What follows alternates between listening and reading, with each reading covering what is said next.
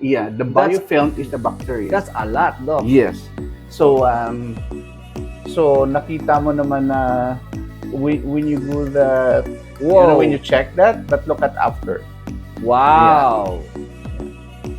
Pakita mo nga before and after. Before that, yan. So, that's before. And then the after is, wow, kita nyo naman, gaano kalinis yan, di ba? And before and after. Before and after. So, uy, pumuti yung ngipin ko, in fairness. Yes. Okay, I need a mirror. Okay. I want you to hold the mirror. Kung manual toothbrush ang ginagamit mo, ang gagawin mo, huwag ka mag-brush na or huwag mong circle. It has to be open a little bit. Okay, open a little bit. Yeah, 45 degrees angle. Jiggle down. Ganyan lang.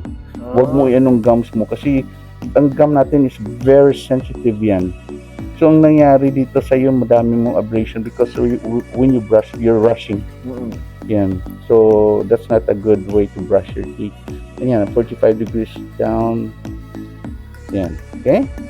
Okay. Dito, okay lang parang sawing stroke siya. Chewing area. Lingual, the same thing. Pero dito sa mga gilid, yeah, be gentle. Okay? Ganyan lang. Okay?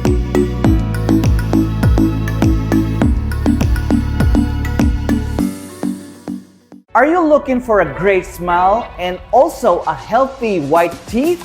You can only get that here at Great Smile Family Dental Clinic. Let's go inside.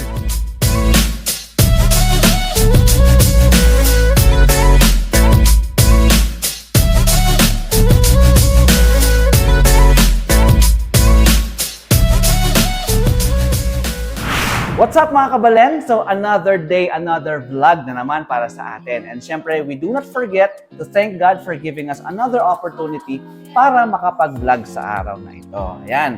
So, this time around, another Filipino-owned business na naman ang ating pupuntahan. And this time, he is one of the famous here in Edmonton. Walang iba kundi si Dr. Nimrod Montaño ng Great Smile Family Dental Clinic. Ayan. And together with us is Jan. Ayan. And she's the one who's gonna help us out, tour around the clinic, and probably help us on what should we be doing as initial check-up here at the clinic. So would you like to say hi to our kabalen? Hello mga kabalens, my name is Jan. I'm the admin here at Great Smile Family Dental. So I'll be here to show MJ what's the usual protocol here at Great Smile. So since it's your first time, what we usually do is a hygiene or a cleaning. And that usually we recommend that for the patients to do it like every 6 months or every year. And so after that, the cleaning or hygiene, we usually go for doing our x-rays so that before Dr. Montaño will finally see you, after the x-rays, he knows what's going on already, and then he can give you like a proper diagnosis if you need like fillings and all of that. Wow, that's a lot. Well, anyway, I'm quite excited because it's my first time to visit a dentist here in Canada, and it's already Dr. Nimrod Montaño. Wow, it's an honor. So I'm quite excited. So let's go. Let's go.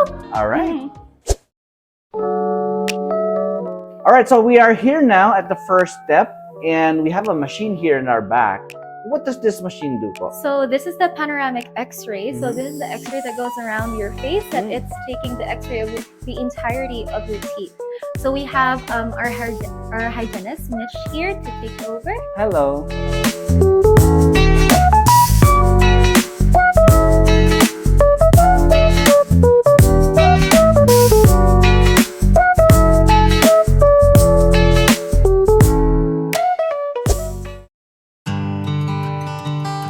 Okay, so we're done with the x-ray. So that's quite a scary one because I don't know what's going on. Like it's spinning around. So yeah, but I know it's a very innovative device. Yes. So I feel safe for that. That's good to know. Yeah. So what's this next procedure? Yeah. So next we're finally doing your cleaning or hygiene. So we have our hygienist here, Mitch, and she'll be doing a new technology with you today, which is the GBT. Okay. It's right over here. New technology. Wow. So it'll be GBT is the new one that's just introduced to the clinic this year. Okay. So it's a mixture of powder and air, and also it's like less invasive, it's less painful, and it also tastes good actually. Wow. Mhm. So what this does is for cleaning. Thoroughly cleaning your teeth, yeah. Oh wow. So you'll get to try it today. Awesome. I'm excited. Yeah. Let's do So this. yeah, I'll have Mitch take over All right. from here. Thank you. Okay, Ate Mitch.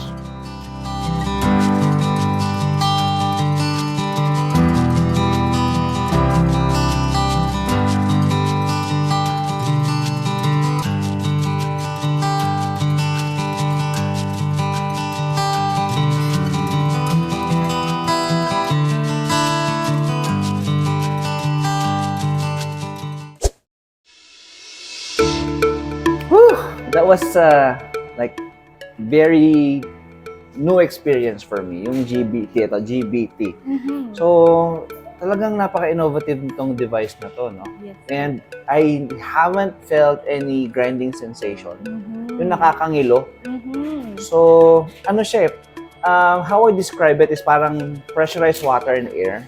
Yes. Parang binubugahan lang yung mga ngipin mo. Mhm. So, ano ba ang basically nagagawa ng GBT sa tao? So yung GBT, it means guided biofilm therapy. Mhm. So yung ink na ginawa kanina is yun yung bale guide ng hygienist kung Mhm. ano yung ililinis. Okay. Tapos yung pressurized water is actually mixed with powder and water. Mhm. And so that's why you kind of taste, like meron po ba kayong natitaste nun when they did it? Not really, pero it doesn't taste bad. No. Oo. Because I tried that before then, and Yeah. then it was kind of sweet na hindi po siya Mhm. like invasive Yeah. in a way. It's very less invasive. Mhm. So bali yun yung unang ginagawa nila before they do the actual like scraping of the Mhm. teeth with the traditional tools. Mhm. So all of our patients really like Like GBT. Yeah. Earlier, Ate Mitch mentioned about something about polishing that Mhm. GBT already Mhm. has Yeah. compared to the traditional one. What was that? So GBT also helps with the staining of the Mhm. teeth. Wow. Yeah, even though you're just cleaning, you're also Yeah. polishing and making it whiter at the same time. Awesome. So yes, yellow overall. Wow. Kasi ako honestly, no, I quite have parang medyo yellow na teeth din. Mhm. And then I daily have a dose of Mhm. coffee, Mhm. tea, Yeah. so that can contribute to the Staining. the staining of the Mhm. teeth. So by doing GBT, makaka-help yun para ma-minimize din yung pag-yellow Mhm. instead of yung bleaching, di ba? So, Kasi iba yun. yeah, yung whitening iba din yun. So Oo. that one is like, you can see the full results Yeah. right away. Yung GBT, not fully white, but it was like parang 2-in-1 go lang. Like aside from the cleaning, they're also Wow. lightening your teeth. Or nevertheless, it was a very good experience and it's a very awesome device. Wow. Mhm.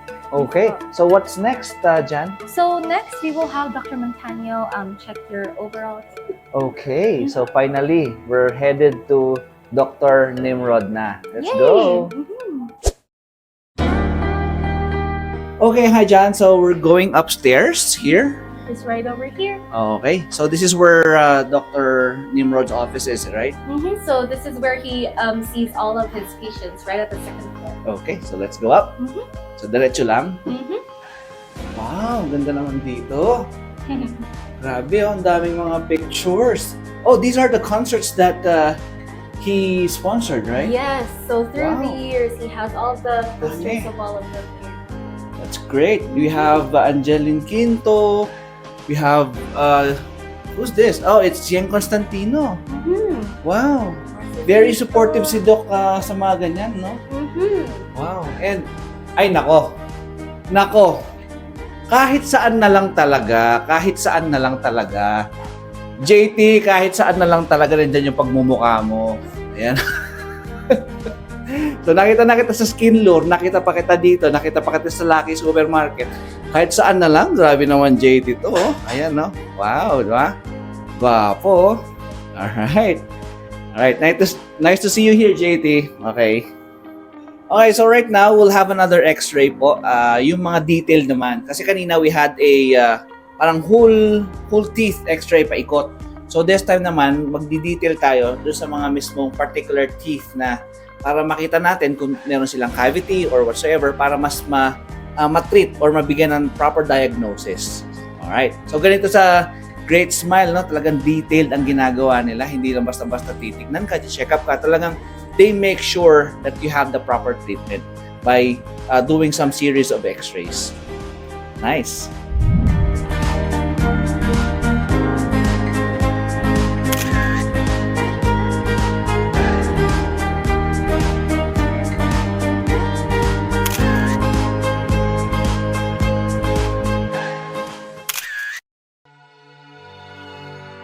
Alright, finally, we're meeting Doc Rod na and he's the one who's gonna look at our teeth next. So, medyo excited na ako kasi, Doc Rod ito eh. Sino ba namang hindi ma-excite sa isang celebrity doctor dito sa Edmonton? Ayan. So, tara, hintayin na natin siya. Yun, no? Hello! Ayun, no? Hi, Welcome! Doc. Opo, finally. Welcome to Great Smile Family Dental. It's an honor po na makarating dito sa iyong clinic. That's nice. Wow. So what is your first impression sa Great Smile Family Dental? Well, the moment that I stepped in your clinic, it was very aesthetic, no? Talagang ang ganda ng Really? Yes. Ang ganda ng that's good. mga That's interior, mga design. Thank you. Ang lawak, ang daming mga rooms. Para siyang office na iba-iba. Nagtataguan niya kami dito eh. Para siyang office sa iba-ibang department. Grabe. So, ayun, napakalaki ng office ni Doc Rod, no? Kaya talagang, yun nga, pwede kayo magtaguan. Oo nga, pwede kayo magtaguan dito. Ayan. And I was pretty amazed po sa mga equipment ko dito, lalo-lalo na yung GBT. Oh, I heard it was a new technology that you had. yes, that's right. Yeah, Wow. it's new. GBT stands for Guided Biofilm Therapy. So, compared sa yung regular na hygiene, Yeah. it's different because you don't need to do yung regular scaling. And what's good about it? prevent some scraping. Yeah. It was Yeah. good about that, Doc. Kasi ako mangilo ako eh. So, I was happy na hindi kailangan mag-grind dahil nga sa GBT, it prevents nyo yung from grinding yung teeth. Mhm. Kaya talagang nagustuhan ko po siya. Yeah, at saka hindi mangilo. Opo, hindi mangilo. That's good. Yeah, actually, you haven't tried it for me. You should. I am. You should. I have to, but you know what? There's a lot of good feedback. That's why we started as one. Opo. Kasi it's so expensive. Wow. That is, we ordered it in Switzerland. Oh. Yeah. So ngayon, it's really in demand sa mga pasyente because they find it so, like not so convenient. convenience, at saka din, hindi daw masyado sensitive. Yeah. Kasi Oo. katulad ko, I'm a bit sensitive sa mga teeth ko. Madali ako mangilo. Oo. Minsan, cold water lang talagang Okay. mangingilo na. Yeah. Pero with that technology, Mhm. it helps a lot. Ang ganda niya. That's good. Yeah. Good feedback. Okay. Apo. So let's go. Ano natin? I'm gonna check your x-ray first. Okay. Yeah. This is what you call the use bacterial stain. Opo. Okay, whatever that stay that violet, that's bacteria. The biofilm is the bacteria. That's a lot, Doc. Yes. So nakita mo naman na when you do the when you check that, but look at after. Wow.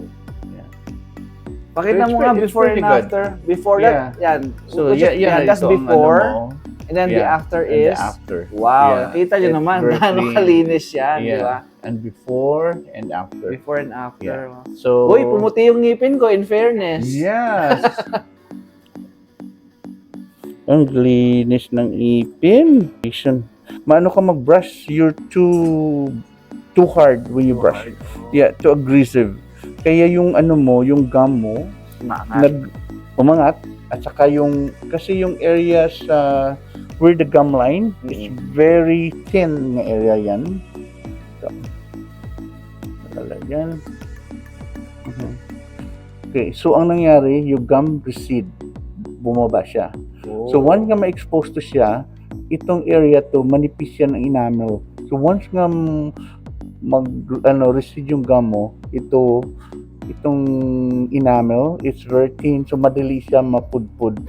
So yan siya ang mangyayari dyan na maging sensitive siya because it's really close to the nerve. May mga small tubules kasi yan. Yeah. So kung wala na tong enamel, so that's the time nga you are prone to sensitivity sa cold, sa air. Yeah. I see. So usually inaano lang yan, just to protect it is to cover it with the composite filling. Yeah. Okay, I need a mirror. Okay. I want you to hold the mirror. Kung manual toothbrush ang ginagamit mo, ang gagawin mo, huwag ka mag-brush na or huwag mong circle. It has to be open a little bit. Okay, open a little bit. Yeah. 45 degrees angle. Jiggle down. Ganyan lang. Huwag mo yanong gums mo kasi ang gum natin is very sensitive yan. So ang nangyari dito sa iyo, madami mong abrasion because when you brush, you're rushing. Yan. So that's not a good way to brush your teeth. Ganyan, 45 degrees down. Yan. Okay? Okay. Dito, okay lang mag-ano ka, parang sawing stroke siya.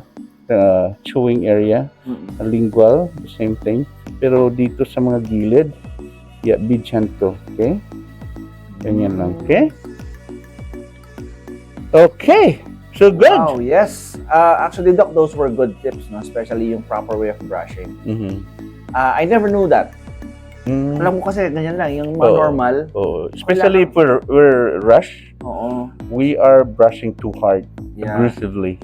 So, ganun pala di natin ma-realize nga it will cause more, trauma sa gum natin, sa enamel natin.